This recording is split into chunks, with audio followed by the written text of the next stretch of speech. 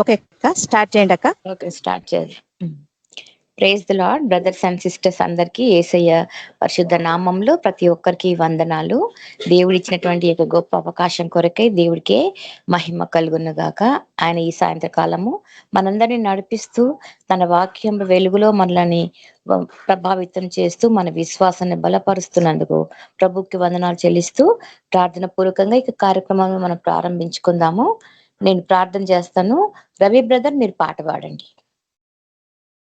పరిశుద్ధుడా పరిశుద్ధుడా పరిశుద్ధుడా పరిశుద్ధుడా, మహాగణుడవు, సర్వోన్నతుడవు, ప్రభ నిత్య నివాసి, సర్వలోకంలందు ప్రభ తండ్రి, సర్వకాలంలందు ప్రభ నా తండ్రి, విడువని ఎడబాయని దేవుడు నాయన, నిన్న నేడు ఏకరీతిగా ఉన్న తండ్రి నీకు వందనాలు చెల్లిస్తున్నాం.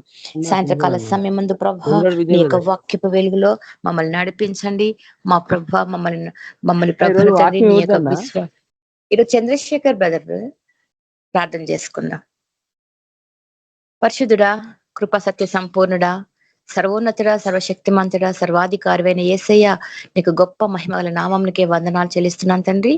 ఈ రాత్రి కాల సమయం ముందు ప్రభ మమ్మల్ని నడిపిస్తున్న వాడవు, మమ్మల్ని ప్రభన తండ్రి బలపరుస్తున్న దేవుడవు, ప్రభన తండ్రి మమ్మల్ని వీడవని ఎడబాయని దేవుడవు ప్రభ, నీకు గొప్ప కృపలో మమ్మల్ని జ్ఞాపకం చేసుకుంటున్నందుకు నీకు వందనాలు చెల్లిస్తున్నాం ప్రభన తండ్రి.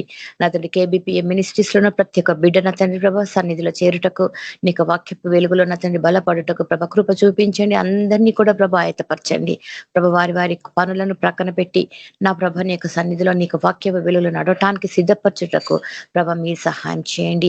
ప్రభ తండ్రి అంధకార మంత్ర చీకటి శక్తులు దురాత్మ సమూహాలను లయపరచండి. నా ప్రభ తండ్రి ఎవరి ఏ ఆటంకం ప్రభాన తండ్రి వెనక్కి లాగుతుందో వారందరినీ ప్రభ ఆటంకంలో నుంచి ప్రభ విడుదల చేస్తున్నాం. నా ప్రభుడవు, నా రక్షకుడవు, నా విమోచకుడవు నా తండ్రి ప్రభ మాతో మాట్లాడుతూ ముక్కుసూటిగా నా తండ్రి మా తప్పులను చూపించి ప్రభ మమ్మల్ని నా తండ్రి సరిదిద్దుకున్నట్టుకు ప్రభ నా తండ్రి మీకు కృపలో మమ్మల్ని జ్ఞాపకం చేసుకుంటున్నందుకు నీకు వందనాలు చెల్లిస్తున్నాం. ఈ రాత్రి కాలం మంది ప్రభ నా తండ్రి అనేకులు ప్రభ నీకు వాక్యంను వినటకు ప్రభ వేగిరపడాలి ప్రభ. ఈ యూట్యూబ్ లో ప్రభ తండ్రి అప్లోడ్ అయిన ప్రతి కార్యక్రమం కూడా నా తండ్రి ప్రజలు వినాల నాన్న తండ్రి ప్రభ, మరి వారు బలపడాలా ప్రభ, సత్యం తెలుసుకోవాలన్న తండ్రి, అపోస్తుల బోధల యందు ప్రభ బలపరచబడాలా అతని సంఘాలు కూడా వినాల తండ్రి. ఏస్య కార్యం జరిగించండి, పరిశుద్ధాత్మ కార్యము ప్రభ నా తండ్రి మారుమూల ప్రాంతాలకు కూడా నా తండ్రి నీకు వాక్యం వెదజల్లుతుంది ప్రభ. నా తండ్రి నీకు కార్యములు, గొప్ప కార్యములు, ఆశ్చర్య క్రియలని ప్రజలు ప్రభ నా తండ్రి మరి ప్రాక్టికల్ గా తెలుసుకుంటారు తండ్రి. నీకు గొప్ప కార్యములను ప్రభ మేము వివరించుటకు మమ్మల్ని సిద్ధపరిచిన దేవుడవు. అనేకులను ప్రభ కనువిప్పుకలుగా చేయండి, మారు మనసు దయచేయండి ప్రభ నా తండ్రి. నీ యొక్క వాక్యాన్ని ప్రభ తండ్రి వారు పట్టుకొని ముందుకు సాగుటకు సహాయం చేయమని ప్రార్థిస్తున్నాం. నా విమోచకుడవు ప్రభ నా తండ్రి మాకు ఇచ్చినటువంటి విడుదల కొరకే నీకు వందనాలు యేసయ్య. మాకు ఇచ్చిన స్వస్థత కొరకే నీకు వందనాలు ప్రభ. నా తండ్రి మంచి స్వస్థ చిత్తశుద్ధితో ప్రభ నీకు సన్నిధిలో మేము మోకరిల్లి ప్రభ నిన్ను స్తుతించుటకు మాకు ఇచ్చిన సమయం కొరకే నీకు వందనాలు చెల్లిస్తూ యేసయ్య శక్తి కలిగిన నామంలో అడిగి ప్రార్థించి వేడుకుంటున్నాను తండ్రి. Amen. Praise the Lord brothers and sisters. మనకు ఈ ఆదివారపు సాయంత్రకాల సమయంలో దేవుడు ఇచ్చినటువంటి అవకాశం కొరకే వందనాలు చెల్లిస్తున్నాము. రవి బ్రదర్, మీరు పాట పాడండి. Okay sir, thank you sister. Praise Lord brother sisters అందరికి. సమీపింపరాని తేజస్సులో ఆయన మాత్రమే వసించును. ఆయన అమరత్వం గలవైన దేవుడు. మనుషులు ఎవడును ఆయనను చూడలేడు, ఎవడును చూడనేరడు.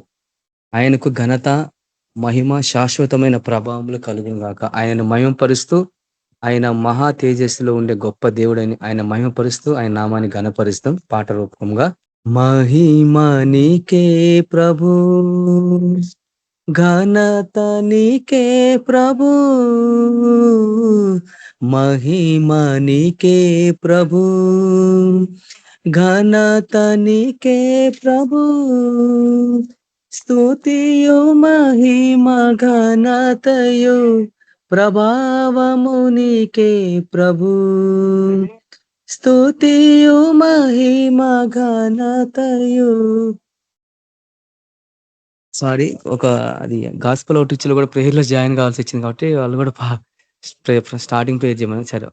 సరే ఫస్ట్ నుంచి పాడదాం సార్. స్టార్టింగ్ నుంచి పాడండి బ్రదర్. మళ్ళీ సరే సార్, స్టార్టింగ్ నుంచి పాడుతాం. మహిమ నీకే ప్రభు, ఘనత నీకే ప్రభు, మహిమ నీకే ప్రభు, ఘనత నీకే ప్రభు, స్తుతియు మహిమ ఘనతయు ప్రభావము నీకే ప్రభు, స్తుతియు మహిమ ఘనతయు ప్రభావము నీకే ప్రభు, ఆరాధనా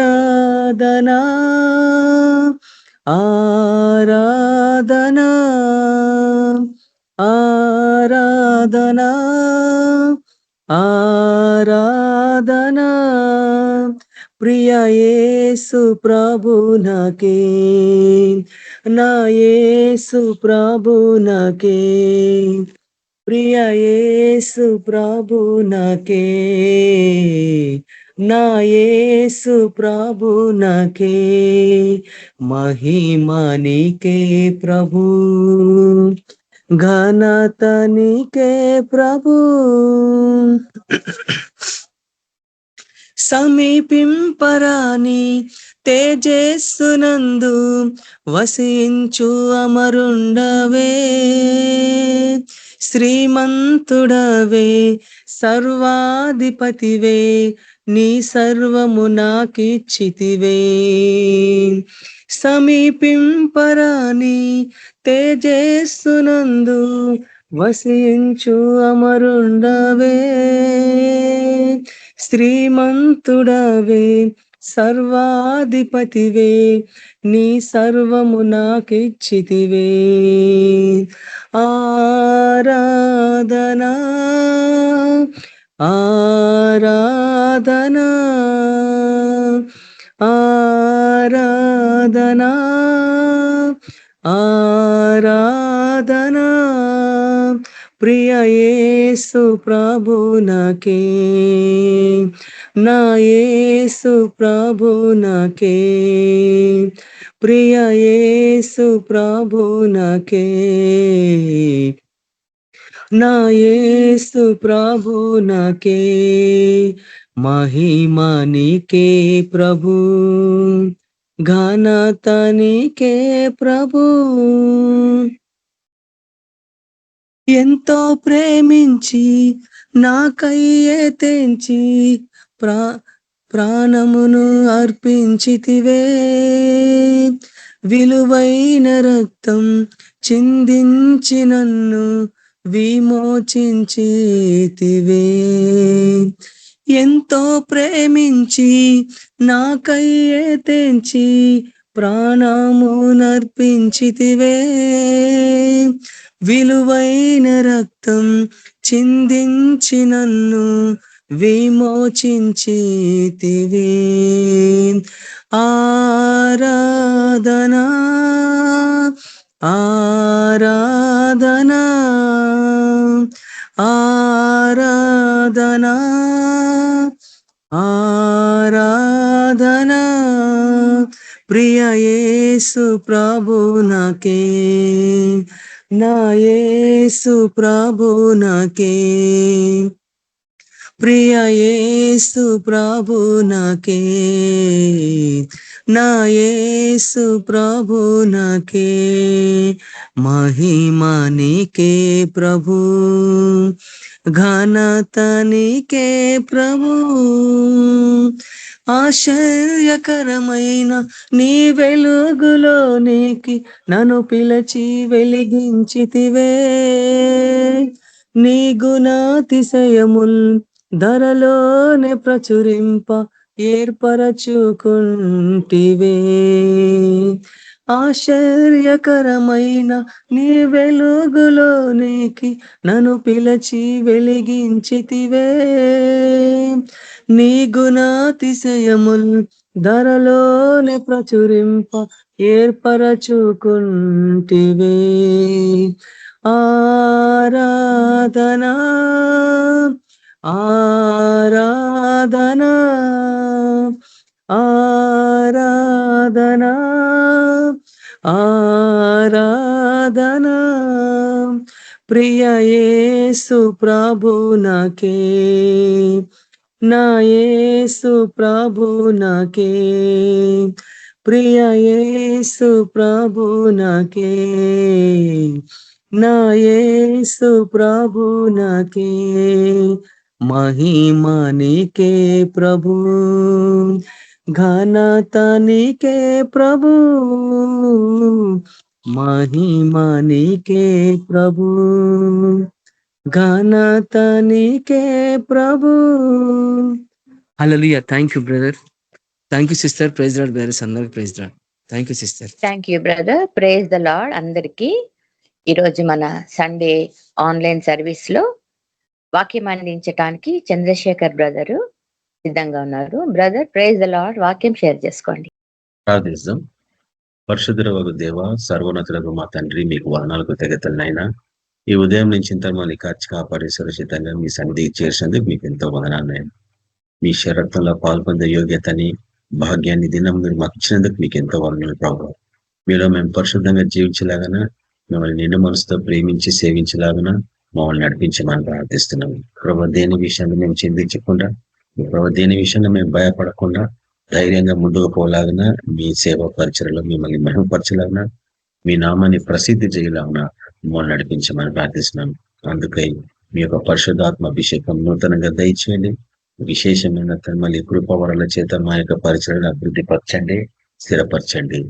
అవును ప్రభా, వాక్యం బయలుదేరగానే సూచక్రియలు జరిగాను, దాని తర్వాత వాక్యం స్థిరపరచబడను అని మార్కు సువార్త 16వ అధ్యాయంలో చెప్పబడుతున్న రీతిగానైనా మా పరిచయలో మీ యొక్క వాక్యాన్ని స్థిరపరచండి. నైనా అనేకులు వాక్యం పట్ల స్పందించి వారి జీవితాలు మార్చుకొని తిరిగి మీకు సమర్పించుకోలేకున్నా వారందరినీ మీ తట్టు ఆకర్షించుకోమని ప్రార్థిస్తున్నాం. ఈ సాయంత్రం సమయంలో మాతో మాట్లాడండి ప్రభా. ప్రకటన గ్రంథము 21వ అధ్యాయము 8వ వచనంలో ఆల్మోస్ట్ ముగింపు దశకు మేము వస్తుండగా మీ యొక్క నడిపింపు మాకు బహు అవసరంనైనా, మీ యొక్క పరిశుభ్ర నడిపింపు మాకు అవసరం తండ్రి.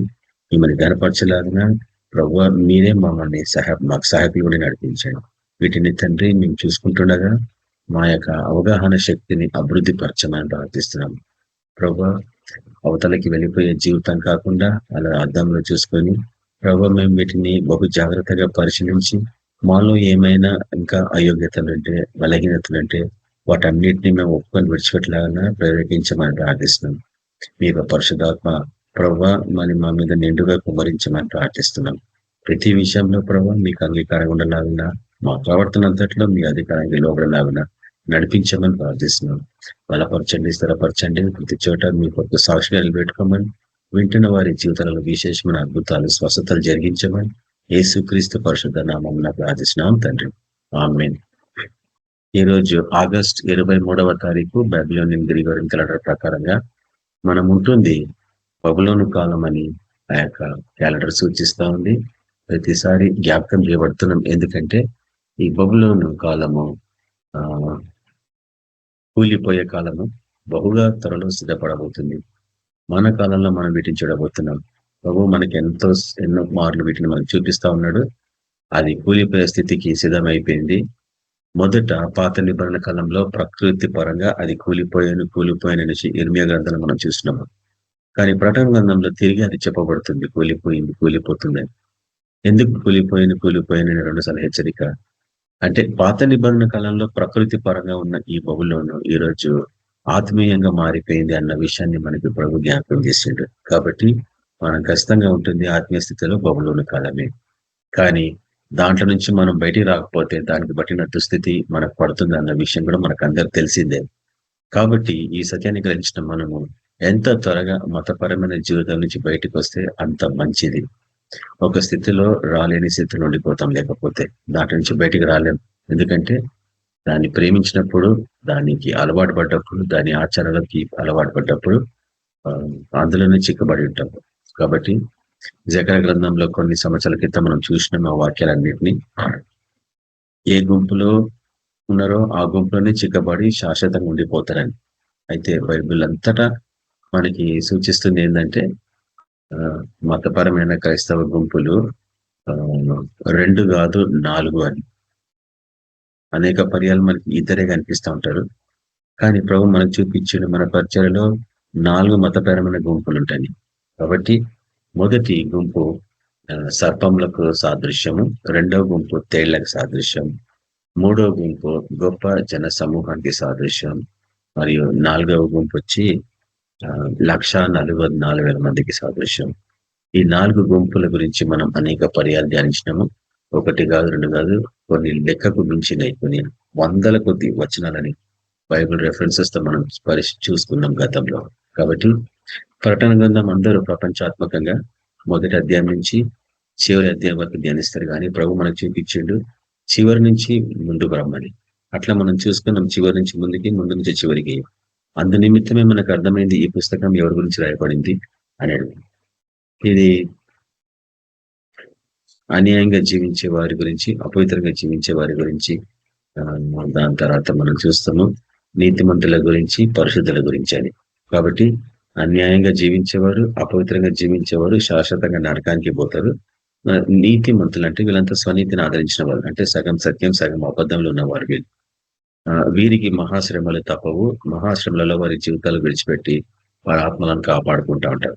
అయితే 4వ గుంపు అది పరిశుద్ధుల సహవాసము, పరిశుద్ధుల సమూహము.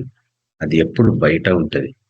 ఎందుకంటే స్త్రీ సాంగత్యంలో అపవిత్రులు కాని వారు, అంటే మతపరమైన జీవితంలో మనుషుల పారంపర ఆచారాల వలన లేక దయ్యంల బోధ, భూతంల బోధ తట్టు వాళ్ళు తిరిగి అపవిత్రం కాని వారు వీళ్ళందరూ. కాబట్టి మతపరమైన జీవితము స్త్రీని సాదృశ్యంగా చూపిస్తుంది. కాబట్టి మనము అందులో నుంచి ఎంత త్వరగా బయటకు వస్తే ఆచారబద్ధమైన జీవితం నుంచి అంత మంచిది మనకి. అయితే మనము పోయిన వారం నుంచి పైగా లేక కొంతకాలం నుంచి ప్రకటన గ్రంథము 21వ అధ్యాయము 8వ వచనాన్ని మనము చూస్తా ఉన్నాము. అందులో ముఖ్యంగా చూడండి, ప్రకటన గ్రంథము 21వ అధ్యాయము 8వ వచనాలు మనం చూస్తున్నాము. అక్కడ ఒక నిమిషం, ప్రకటన 21వ అధ్యాయము 8వ వచనంలో పిరికి వారును, అవిశ్వాసులను, అసహ్యులను, నరహంతకులను, వ్యభిచారులను, మాంత్రికులు, తర్వాత విగ్రహారాధికులు, అబద్ధికులు అందరూ అగ్ని గంధకములతో మండుగుండంలో పాలు పొందుదరు. ఇది 2వ మరణం.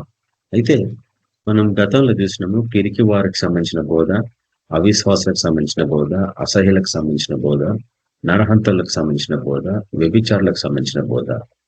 ఈ 5 గుంపుల వారికి సంబంధించిన విషయాలు మనం చూసినాం. వీరు ఎందుకు పరలోకానికి అనర్హులు అని కూడా మనం చూస్తా ఉన్నాం. అయితే పోయిన వారం నుంచి మాంత్రికులకు సంబంధించిన విషయాలను మనం ఆరంభించుకున్నాం, ఎక్కువ టైం లేకుండే. అయితే ఈ దినం దాన్ని ముగించుకోవడానికి మనం ప్రయత్నిస్తున్నాం. తర్వాత అంటే మాంత్రికులు అంటే 6వ వారు. ఒక జాగ్రత్తగా పరిశీలించాల్సింది ఏంటంటే 6 అనేది మానవ సంఖ్య, 666 అంటే మృగము సంఖ్య అని చెప్తారు, కానీ ఇది మానవ సంఖ్య అని కూడా చెప్పబడుతుంది. అది మనం చూసినాము. 666 అనేది ఒక 3 hours రికార్డింగ్ ఉంది మనది. అందరూ కంప్యూటర్ చిప్ అని, బ్రెయిన్ లో చిప్ అని, చేతిలో ఒక ఏదో ముద్రేస్తారని, క్రెడిట్ కార్డ్ అని, ఏఐ అని, ఇంకా రకరకాలుగా మాట్లాడుకుంటున్నారు.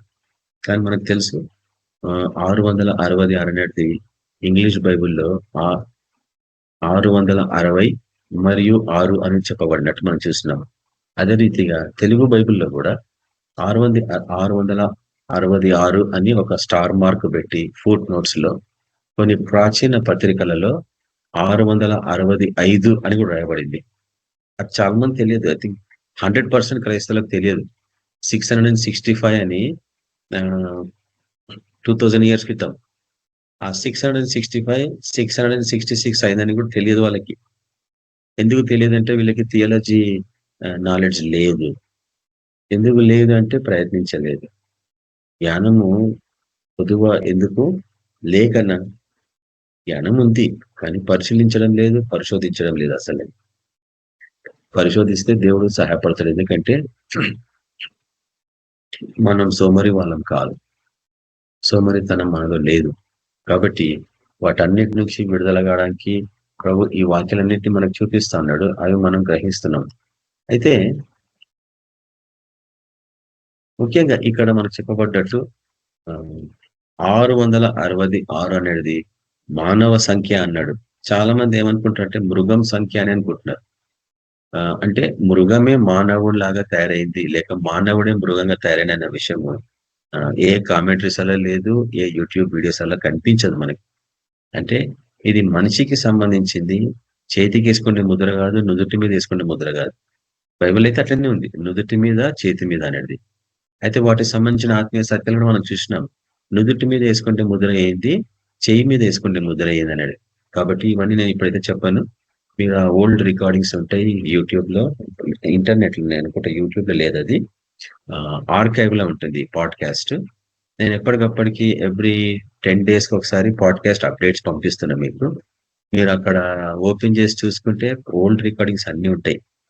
సో ఈ సంవత్సరం ఒక ప్రయత్నం కూడా చేస్తా ఉన్నాను. కంప్లీట్ వెబ్సైట్, ఏబిపిఎంపి కంప్లీట్ వెబ్సైట్, అక్కడ అన్ని లింక్స్ ఉంటాయి.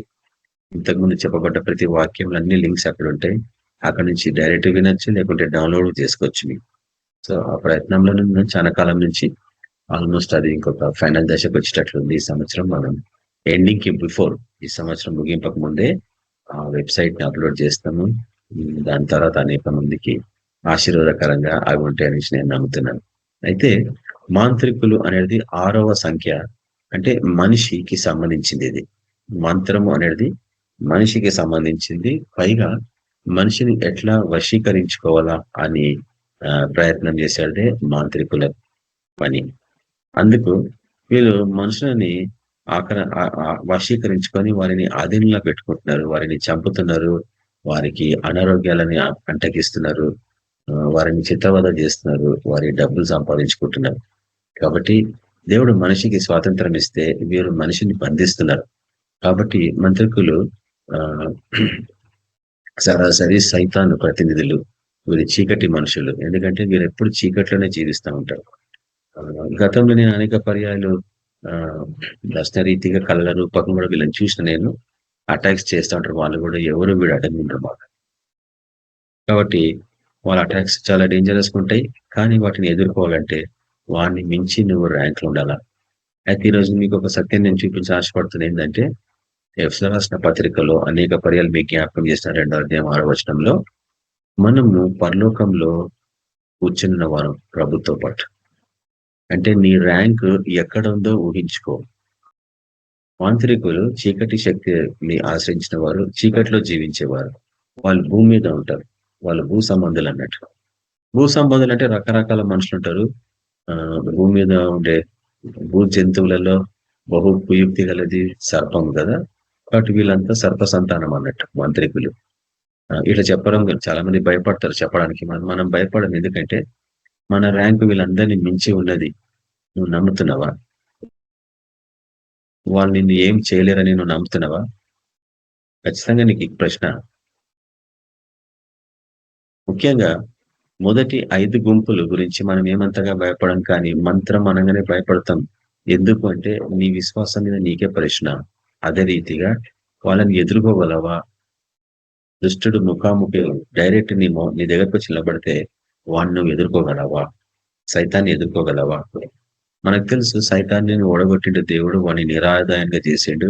వాని దగ్గర ఏ పవర్స్ లేవని తెలుసు, అయినా కానీ భయపడతలేము ఈరోజు. ఎందుకు భయపడుతున్నామంటే మనం మోసపోయిన వాళ్ళం కాబట్టి, మనకు ఆ సత్యం తెలియదు కాబట్టి వాడంటే భయపడ్డాం. కానీ పరిశుద్ధాత్మ అభిషేకం పొందుకున్నాక, పరిశుద్ధాత్మలో సర్వసత్తులను నడిపించినప్పుడు ఇవన్నిటిని బహు తేటగా చూసిన నువ్వు వాని మీద విజయం పొందగలవు. నువ్వు ప్రార్థన చేస్తే, నువ్వు గద్దిస్తే వాడి చేతులు కాలిపోతాయి.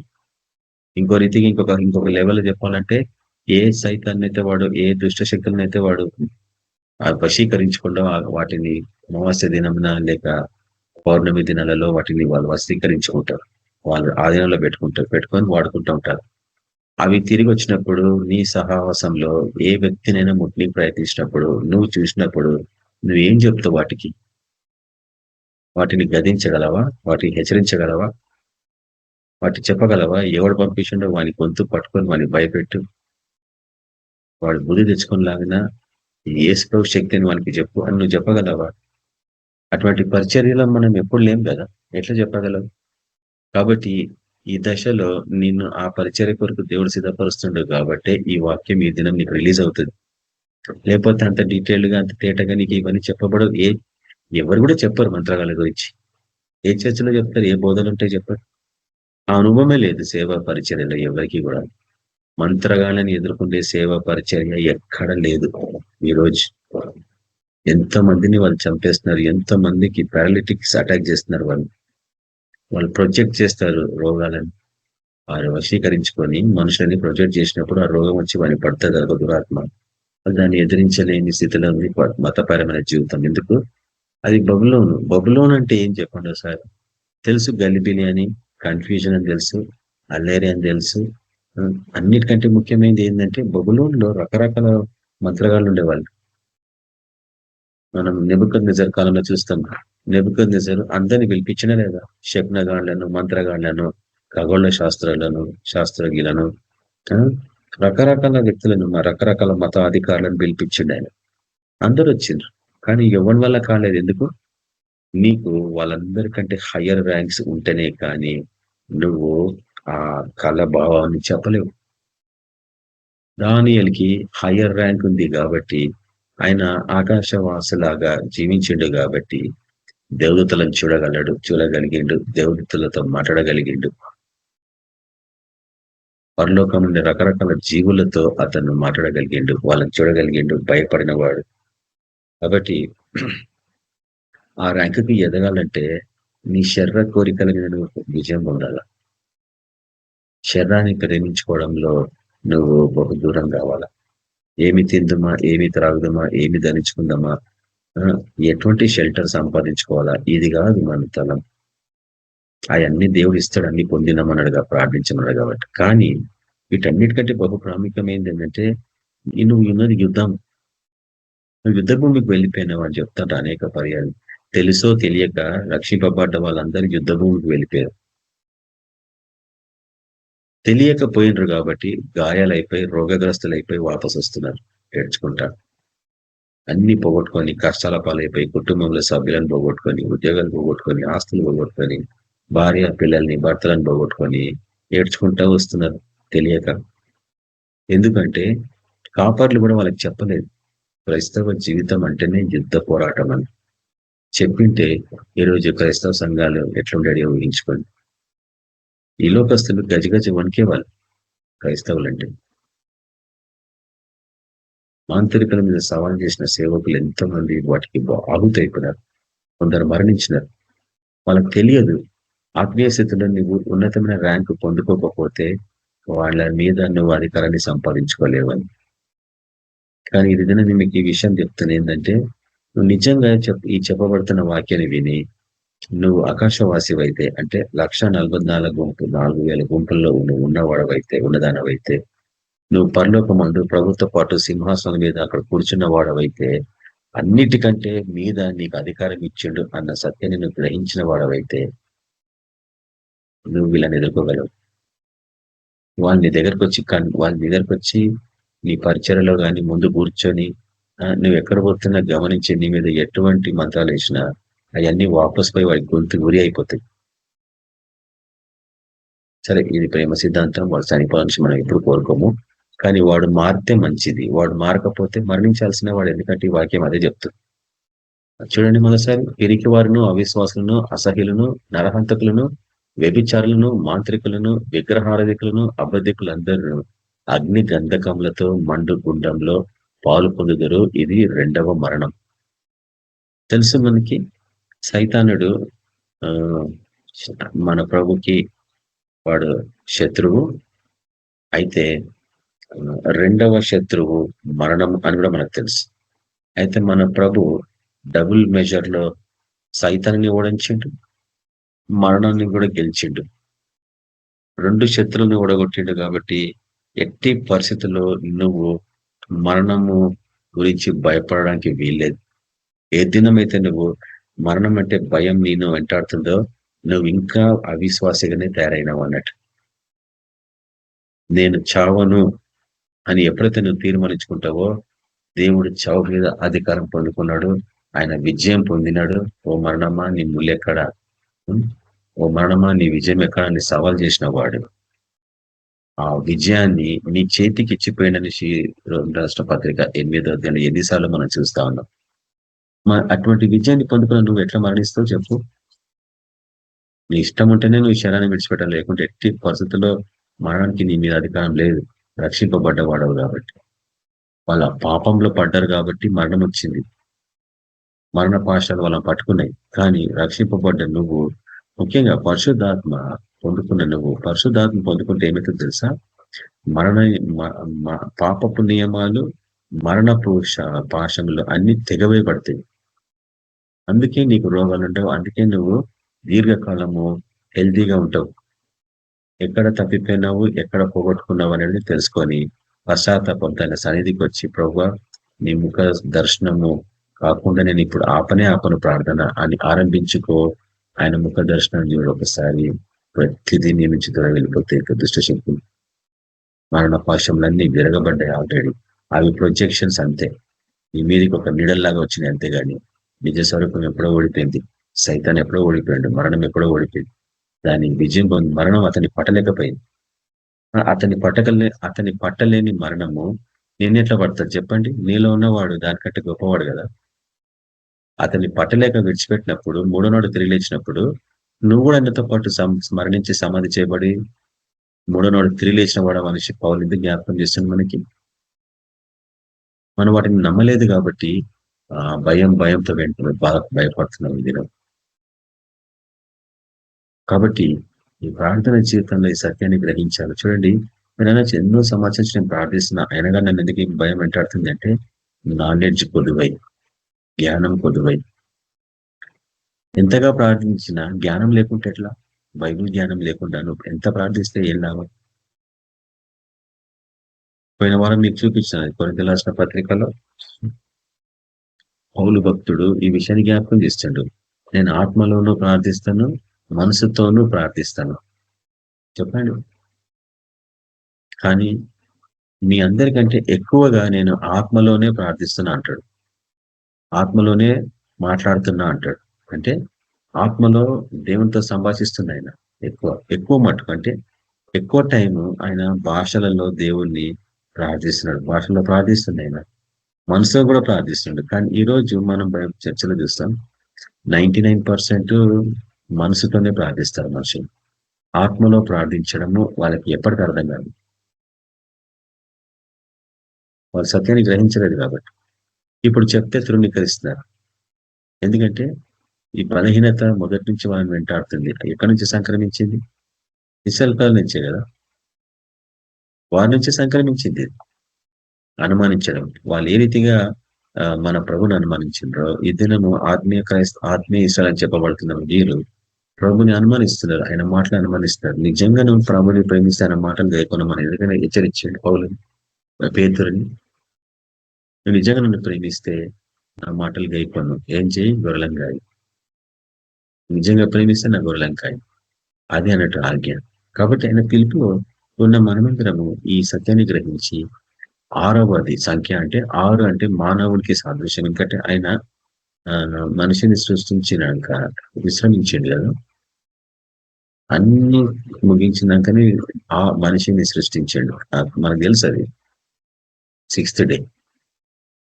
ఫస్ట్ డే, సెకండ్ డే, 2వ రోజు, 3వ రోజు, 4వ రోజు, 5వ రోజు ఏం చేసినా మీకు అన్ని తెలుసు. కానీ 6వ రోజే మనిషిని సృష్టించాడు. అంటే 6 అంటే శరీరానికి సాదృశ్యమైంది, 6 శరీరానికి సాదృశ్యమైంది, 7 ఆత్మీయమైంది, 8 నూతన జన్మ అనుభవం లేక సమస్తము నూతనం జరగబడం. అంటే 8 అంటే పరిశుద్ధాత్మ అభిషేకం, 7 అంటే ప్రభుకి సాదృశ్యం, సబ్బాతుకి అధిపతి అయిన, 6 అంటే మానవునికి సాదృశ్యం. అందుకే 666 అంటే 3 గుంపులని నేను చూపించినాను. కానీ ఆ 3 చివరికి 2 గుంపులు అవుతాయి. 661, 6 కాబట్టి మొదటి 2 గుంపులు సర్పములు, రెండవది తేళ్లు. ఈ 666 అనేది సర్పంలకి తేళ్లకు సంబంధించిన ముద్రలు అవి. ఎందుకు మరి గొప్ప జన సమూహం అందరూ చనిపోతారు శ్రమల కాలంలో అంటే వారు ముద్ర వేసుకోరు కాబట్టి. ముద్ర వేసుకుంటే వాళ్ళు ఆటోమేటిక్ గా మొదటి 2 గుంపులకు పడిపోతారు కాబట్టి వాళ్ళ ముద్రని తృణీకరిస్తారు కాబట్టి హతసాక్షులు అవుతారు అన్నట్టు. కానీ గొప్ప 1,44,000 మంది వారు ఎవరికి దొరకరు. ఎందుకంటే ప్రకటన గ్రంథం 12 మనం చూస్తున్నాము. దేవుడు ఆమెకి రెక్కలు అనుగ్రహిస్తే ఆమె ఎగిరిపోయింది, పోయి కొంతకాలం కొండలలో ఆమె దాచుకుందని. ఏలియాకి సంబంధించిన విషయం అది. ఏలియా ఏ రీతిగా కొండలలో దాచుకున్నాడో, పాపాల నుంచి ఆహారం పొందుకున్నాడో, 1,44,000 మందిని దేవుడు శ్రమల కాలంలో కాపాడుతుంది. ఎవరికి దొరకరు వీళ్ళు. ఎవరు దొరుకుతారు ఆ ఘట సర్పానికి అంటే గొప్ప జన సమూహం అని నేను అన్ని గతంలో రికార్డ్స్ చూపించిన. ప్రకటన గ్రంథము బహు ఆశ్చర్యకరమైన విషయం. తన బిడ్డలకు తప్ప ఇంకెవరికి బయలుపరుస్తారు తండ్రి. కాబట్టి మనకి అటువంటి ఆధిక్యతనిచ్చిండు ప్రభుత్వం.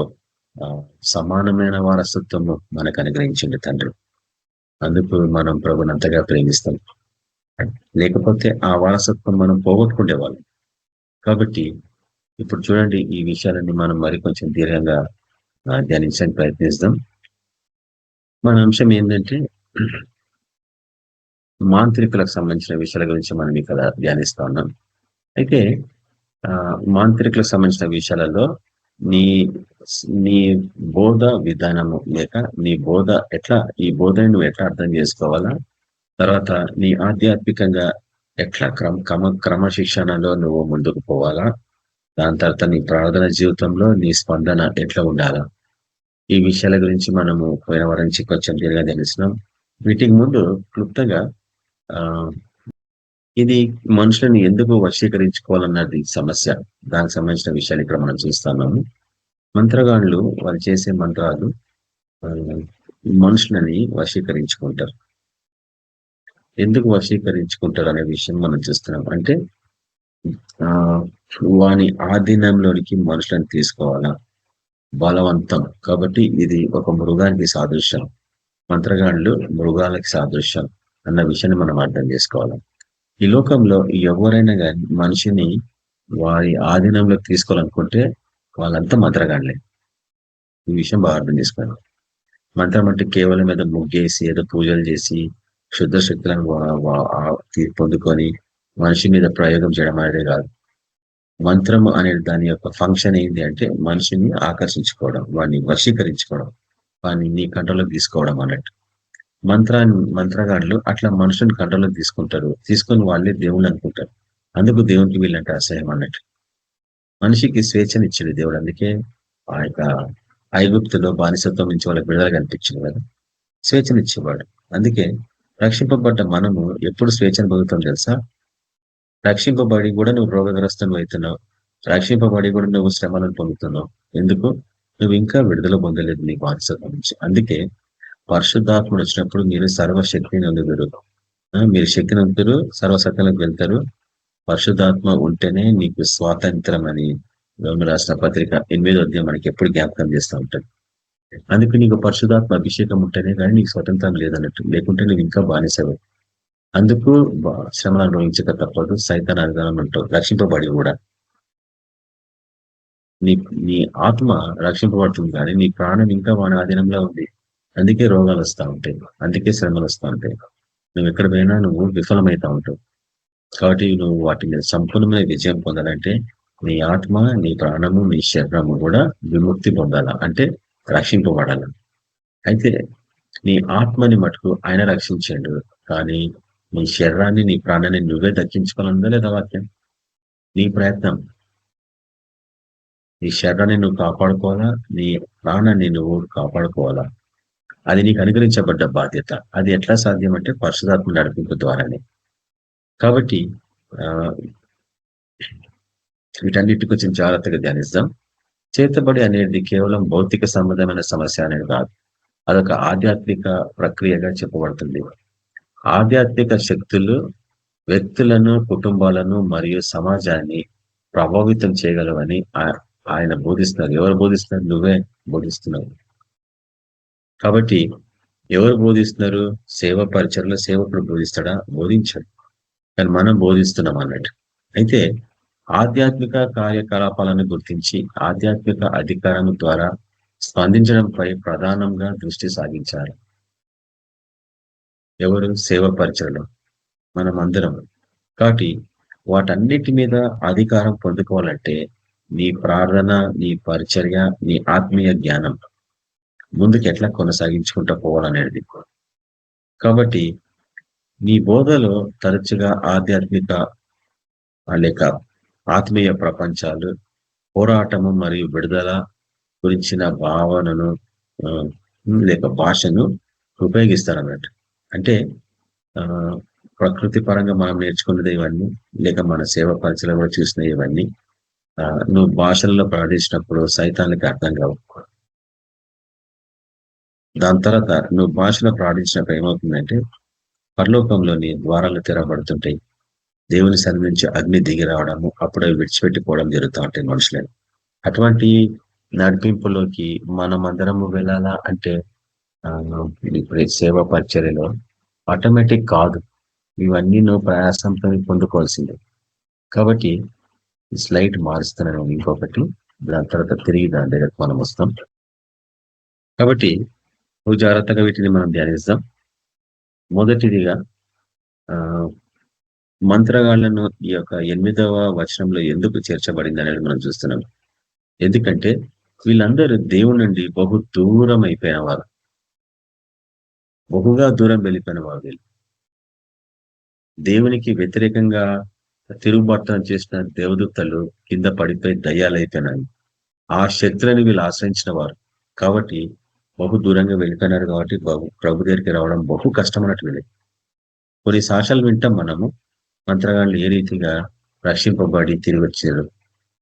ఆ సాక్ష్యాలన్నింటినీ ఒకరు గమనించింది ఏంటంటే ఆ మంత్రగాళ్ళకి ఎక్కువ మటుకు సాక్ష్యాలలో తల్లి రక్షింపబడి ఆయన ప్రార్థన వల్ల ఈ మంత్రగాడు రక్షణలో ఉండడం మనం చూస్తూ ఉంటాం. తను వచ్చి సాక్ష్యం చెప్పడం యూట్యూబ్ లో మనం చూస్తూ ఉంటాం. అట్లా 2-3 కేసెస్ మనం చూసినాం.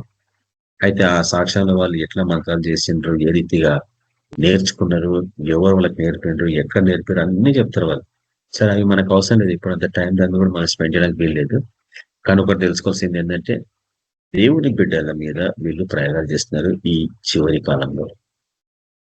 దేవుని సేవకుల మీద వీటిని ప్రయోగిస్తున్నారు ఈ చివరి కాలంలో. ఎందుకంటే వారికి అడ్డంగా ఉండేది కేవలము దేవుని బిడ్డలే లేక సేవకులే. కానీ సేవకులు ఉన్న కాడికి చాలు అని ఆత్మీయ ఆ యొక్క ర్యాంకింగ్ పొందుకోలేకపోవడం వలన వారి మీద వీడు విజయం పొందుతూ ఉండేది.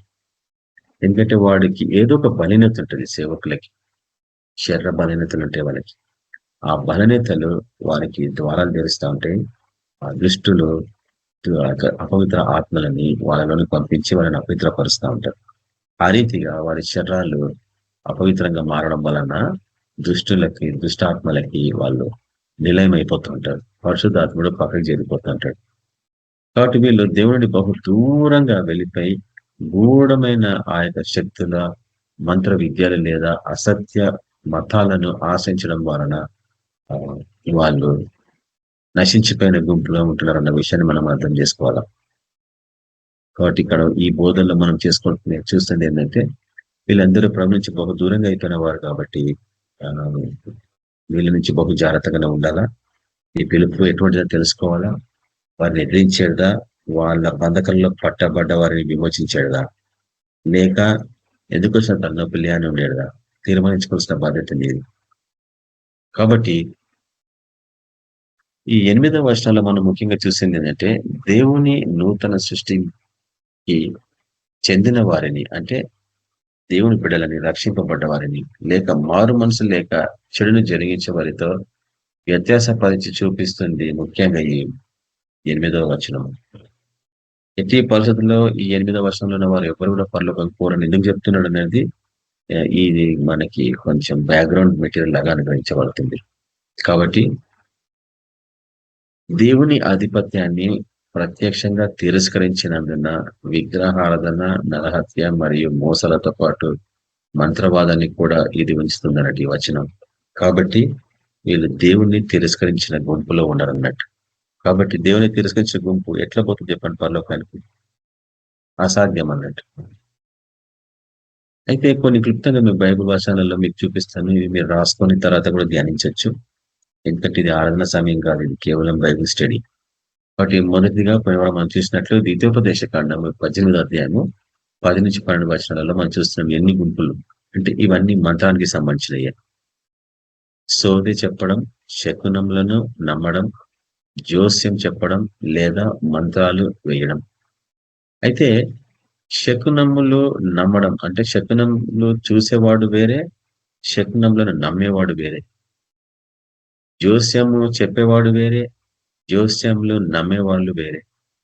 సోదే చెప్పేవాళ్ళు వేరే, సోదే నమ్మేవాళ్ళు వేరే. చెప్పండి. ఆ మనము ఖచ్చితంగా ఆ గుంపులు లేవు, కానీ నమ్మే గుంపులో ఉన్నామా లేదా చెక్ చేసుకోవాలి. ఏదైనా మంచి దినములు చెడ్డ దినముల గురించి నమ్మే వాళ్ళు ఖచ్చితంగా ఈ గుంపులకు రాబోచ్చు. సోదే చెప్తప్పుడు వినేవాళ్ళు ఈ గుంపులకు రావచ్చు. ఎందుకంటే వారు ఆకర్షించుకుంటున్నారు నేను స్లోగా గుంపులకు పోవడానికి.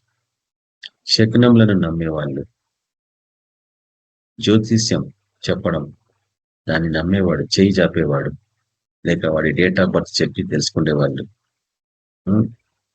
నక్షత్రాలని వాటి కదలికలను చదివి చెప్పే వాళ్ళ మాటలు వినడం, ఇవన్నీ మంత్రాలు అని చెప్పబడుతుంది ఇక్కడ వాక్యం.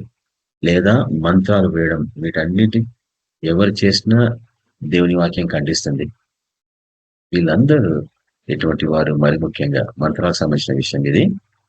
వీళ్ళందరూ దేవునికి హేయులు లేక అసహ్యులు అని చెప్తుంది.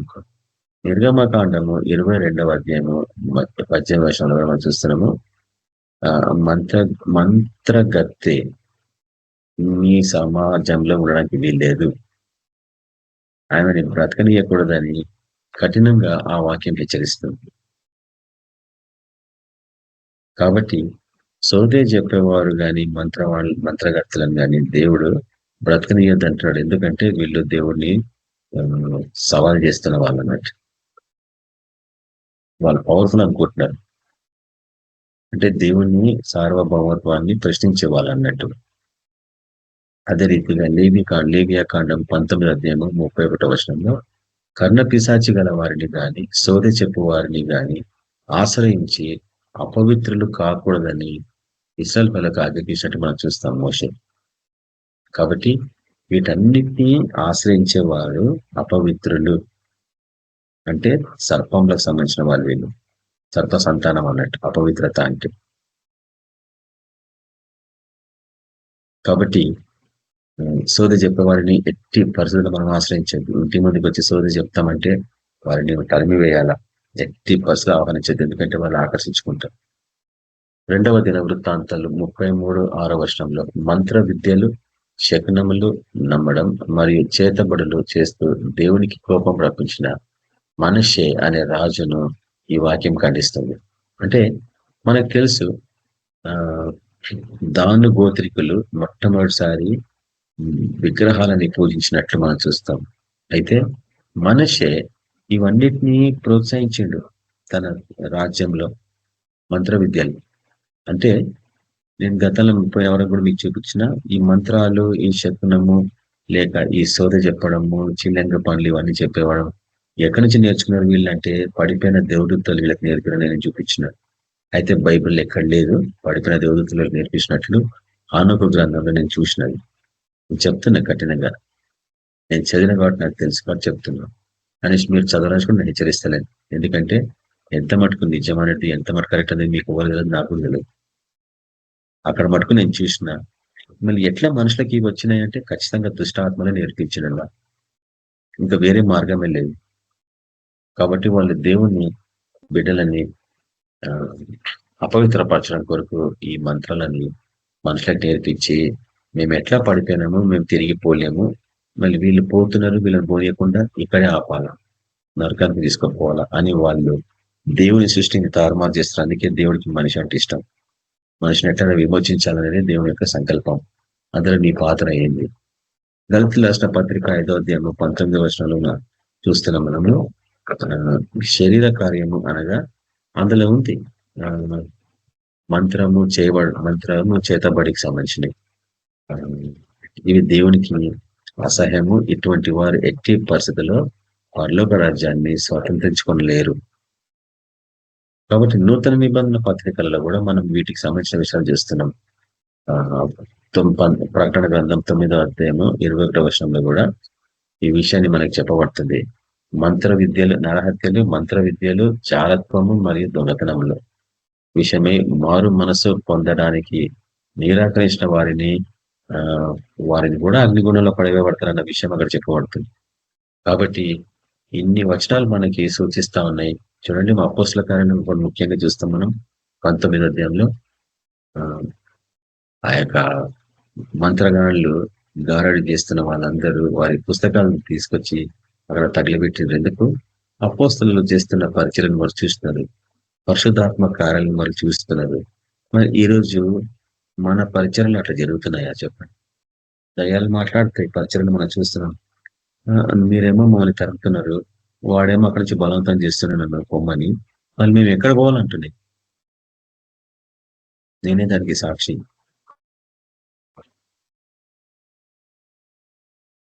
కాబట్టి నీ ఆత్మీయ స్థితిలో నువ్వు ఎదిగిన వాడవైతే, ఎదిగిన దానవైతే నువ్వు దానికి ఏమని దాన్ని గద్దిస్తావు? అక్కడ తెలిసిపోతుంది నీ ఆత్మీయ స్థితి ఎక్కడుందని. అలా మాట్లాడతప్పుడు నువ్వేమంటావు? నీ స్థానము నరకం అని చెప్తావా? అదంటది నా టైం ఇంకా రాలేదు కదా అంటది. అప్పుడు నువ్వేం జవాబిస్తావు? నువ్వు చెప్పాలా? ఎవడైతే నేను పంపించిండో వాడిని పోయి వాడి గొంతు పట్టుకో. అప్పుడు వాడు ఎక్కడి నుంచి ఈ శక్తి ఎవరు వాపస్ పంపించారు, నాకంటే దాని మీద అధికారం పొందుకున్న వీడెవడు అని నన్ను జూనికి వస్తాడు, నేను జూనికి వస్తాడు. అప్పుడు నువ్వు వాడిని గద్దిస్తావు, నువ్వు మారు మనసు పొందు, పాపక్షమాపణ పొందుకో, లేకపోతే నువ్వు నరకానికి పోతావు అని నువ్వు హెచ్చరించినప్పుడు వాడు పశ్చాత్తాపంతో వాడు అవన్నీ విడిచిపెట్టేసి రక్షణ పొందాల. కానీ పొందరు వాళ్ళు చాలా. ఎందుకంటే వన్ వే టికెట్ అంటాం. వాడు ఆ ఫీల్డ్కి వెళ్ళినాడంటే వాడు అక్కడ రక్తం కట్టుకొని చావాల్సిందే, వాడు రాడు బయటికి. ఎందుకంటే బహు కఠినమైన ఆత్మలు ఉంటాయి. నువ్వు మమ్మల్ని వశీకరించుకొని మమ్మల్ని ఎట్లా విడిచిపెడతావు అన్నవి రానియవన్నట్టు. అది వన్ వే టికెట్. వాటి శక్తుల నుంచి విడుదల పొందాలంటే ఆ మంత్రగాడు అతని పక్షంగా ఎంతగానో ప్రార్థించిన కుటుంబీకులు ఉండాలి, తల్లిదండ్రులు. గతంలో మీకు ఒక సాక్ష్యం గురించి నేను చూపించిన ఒక వ్యక్తి చనిపోయి నరకానికి పోయిండు. ఆ నరకంలో పడుతున్న బాధనంతా వైపు చూసిండు. అప్పుడు దేవుడు తనని అక్కడి నుంచి బయట తీసుకొచ్చి తిరిగి నీ శరణలకు పో అన్నప్పుడు అతను అడుగుతున్నాడు, ఎందుకు ప్రభువా నన్ను అక్కడి నుంచి కాపాడినావు అంటే, నీ తల్లి చనిపోకముందు నీ కొరకు 23,000 ప్రార్థనలు చేసింది. నాకు బిడ్డలలో ఎవ్వరు నశించుకోకుండా కాపాడు ప్రభువా అని. కానీ రక్షణ పొందాల్సింది నీ బాధ్యత. నీ నోటి ద్వారా ఒప్పుకోవాలి నేను పాపినని, నా పాపంలో క్షమించిన ఆయన నీవే ప్రభు అని నా హృదయంలో ఒప్పుకుంటున్నాను. నా జీవితాంతం నిన్నే ప్రభుగా స్వీకరిస్తాను, నేను వెంబడిస్తానని నోటి ద్వారా ఒప్పుకోవాల్సింది నీ బాధ్యత, నీ తల్లి బాధ్యత కాదు. ఆయన ప్రార్థన చేసింది కాబట్టి నేను ఆయన ప్రార్థన జ్ఞాపకం చేసుకొని నేను కాపాడుతున్నాను. కానీ నువ్వు రక్షింపబడాలంటే నీ నోటి ద్వారా ఒప్పుకోవాలంటే అప్పుడు తన పాపాలు ఒప్పుకొని రక్షణ పొందిండు, తర్వాత సాక్ష్యం చెప్పిండు. కాబట్టి అటువంటి మంత్రాలను మారాలంటే ఎవరన్నా ప్రార్థించండి అలా బాగా. నువ్వో గాని నేనే గాని మన గ్రూప్ లో ఎవరైనా గాని మంత్రగాళ్ళ దగ్గర ఉన్న దుష్ట శక్తులన్నిటికీ విడుదల కల్పించాలను వాడి చేతుల నుంచి, వాటిని హెచ్చరించాలను. ఎట్టి పరిస్థితుల్లో వాడి దగ్గర పోవద్దు. వాడు ఎంత వశీకరించుకున్నా గానీ వాడి దగ్గర పోవద్దు. కొన్ని చెప్పాలని ఉంటది కానీ నేను పబ్లిక్ లో చెప్పలేను. వారు ఎట్లా వాటిని వారి ఆధీనంలో తీసుకుంటారనేది ఒక మార్గం ఉంది, కానీ అవి నేను చెప్పాను, అవసరం లేదు మీకు. ఎందుకంటే అది విధానాలు, అవి డేంజర్ విధానాలు. ఒకసారి అందులో పోయినారంటే బయట రాలేరు అన్నట్టు. కాబట్టి నీ సేవా పరిచయలో అంటే పాత నిబంధన కాలంలో జరగలే అట్లా. పాత నిబంధన కాలంలో ఎక్కడ కూడా మంత్రగాళ్ళు మార్పు పొందినట్లు మనం చూడం. ఇది కేవలం నూతన నిబంధన బోధన తప్ప ఎక్కడ కనిపించదు మీకు. అపోస్తలుల ద్వారా ఆ రీతిగా జరిగినట్లు మనం చూస్తున్నాం. ఇది పరిచర్య, ముఖ్యంగా పేతురు పరిచయలో వారు ఎట్లా రక్షణ పొందిండ్రు, వారి పుస్తకాలన్నీ తీసుకొచ్చి ఎట్లా తగలబెట్టిండ్రు, ఇవి మనం చెప్పగలమా? చెప్పలేము. ఎందుకు తెలుసా? మంత్రగాడు అంటే భయపడతారు. మీరేమనుకుంటారంటే వాడు నాకంటే పవర్ఫుల్ అనుకుంటారు. ఎందుకంటే ఖచ్చితంగానే మీరు అంతకంటే వాడికంటే పవర్ఫుల్ కాదన్నట్టే కదా. ఎందుకంటే మీరు అంత పవర్ పొందుకోలేదన్నట్టే కదా. వాళ్ళు రాత్రులలో 1 గంట నుంచి మొదలుకొని పొద్దున 3 గంటల వరకు చీకట్లో అడవిల మధ్యలో ముగ్గేసుకొని నగ్నంగా కూర్చొని ప్రార్థన చేసి పూజలు చేస్తారు. మనమేమో అటైనా నిద్రపోతా ఉంటామండి. అనేక పర్యాలు మీకు జ్ఞాపకం చేస్తా ఉంటాను.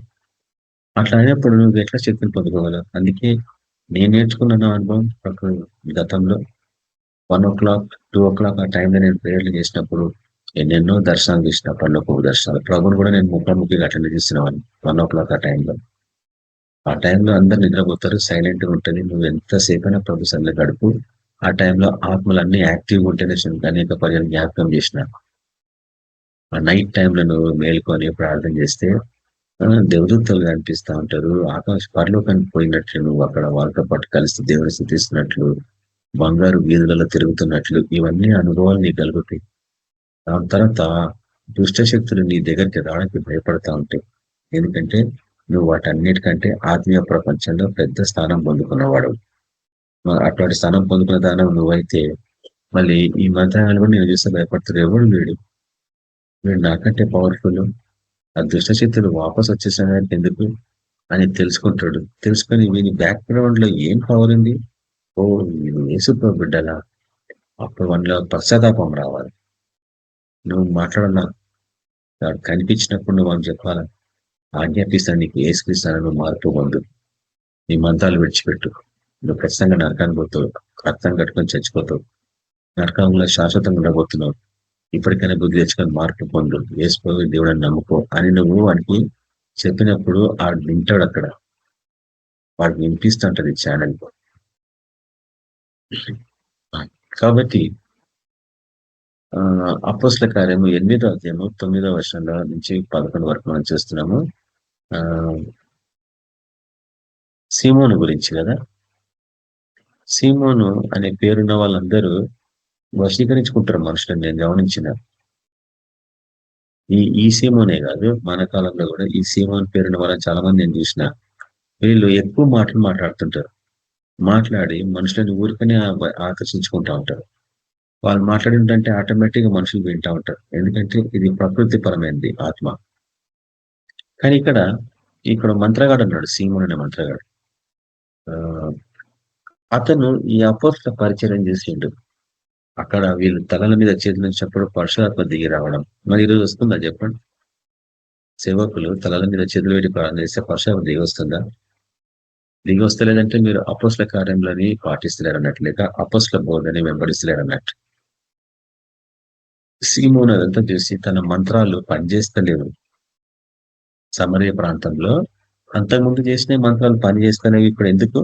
ఇక్కడ కొత్త గోలు వచ్చారు వీళ్ళు అపోస్తలు.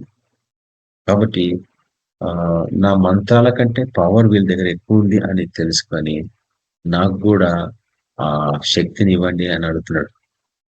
మనకు తెలిసింది అంత జరిగింది. కాబట్టి మంత్రాలు విడిచిపెట్టి పరిశుద్ధాత్మ పొందుకోలాగా రక్షింపడలాగా వారిని ఎవరు ప్రేరేపించగలరంటే నువ్వు నేను. ఈ ప్రార్థన జీవితం అట్లా మార్చగలరు వాళ్ళని. వాళ్ళు మారితే ఎంతమంది మనుషులు కష్టాల పాలు కాకుండా నువ్వు కాపాడగలవు. కాబట్టి ఈ మంత్రాలకు సంబంధించిన కొన్ని విషయాలు మనం మరోసారి క్లుప్తంగా చూసుకుంటే ఈ దినానికి నేను వాక్యాన్ని ముగించేస్తాను. మంత్రం అనేది విగ్రహారాధనతో సంబంధమైంది. ఎవరైనా మీకు చేసిన గ్రీక్ పదము ఫార్మకేయ అనే పదం అన్నట్టు. కాబట్టి మంత్రము అనేది ఫార్మా అంటే ఈరోజు మనకు తెలుసు ఫార్మసీ అంటే మెడికల్ హాల్ కదా, రోడ్డు మీద ఉండేది. అంటే గతంలో మంత్రాలు మందులు కలిపి ఉండేది అన్నట్టు 2000 సంవత్సరాల క్రితం.